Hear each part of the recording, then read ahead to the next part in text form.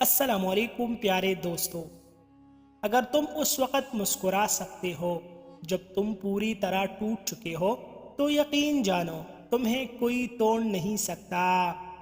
زندگی کے ہر موڑ پر صلح کرنا سیکھو، کیونکہ جھکتا وہی ہے جس میں جان ہوتی ہے، اکڑنا تو مردوں کی پہچان ہوتی ہے۔ کم کھانے میں صحت ہے، کم بولنے میں سمجھداری ہے، اور کم سونا عبادت ہے۔ سپیدی کے خشک پتے چبا کر ہم بستری کرنے سے نفس پنس کر اندر جاتا ہے۔ ناریل کے تیل میں الائچی ڈال کر نفس پر لگا لو، نفس لوہے جیسا سخت ہو جائے گا۔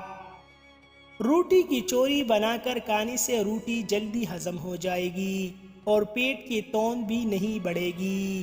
روزانہ کیلا کھانے سے وزن بڑھتا ہے، گرم روٹی کھانے سے معدہ خراب ہوتا ہے۔ زیادہ ٹھنڈے پانی سے پرہیز کرو۔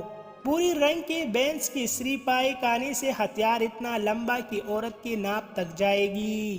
دوران ہم بستری سر پر بار بار کنگھا کرنے سے نفس نہیں بیٹھتا، کھڑا رہتا ہے۔ اگر آپ کے بال زیادہ گرنے لگ جائے تو ناریل کا تیل استعمال کریں۔ زیتون کے تیل کا ایک قطرہ ناک میں ڈالا جائے تو دل کی دھڑکن کنٹرول میں رہتی ہے۔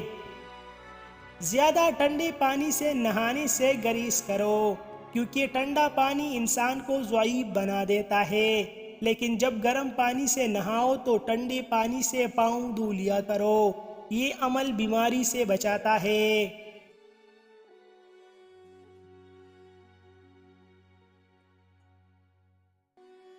کوئی آفت آ جائے تو فوراً صدقہ نکال دینے سے آفت جیسی آئی ہو ویسی ہی واپس چلی جائے گی۔ فنگر چپس کھانے سے جگر کے خراب ہونے کا خدشہ ہوتا ہے۔ مزید ایسی اچھی ویڈیوز کے لیے ہمارا چینل ابھی سبسکرائب کریں۔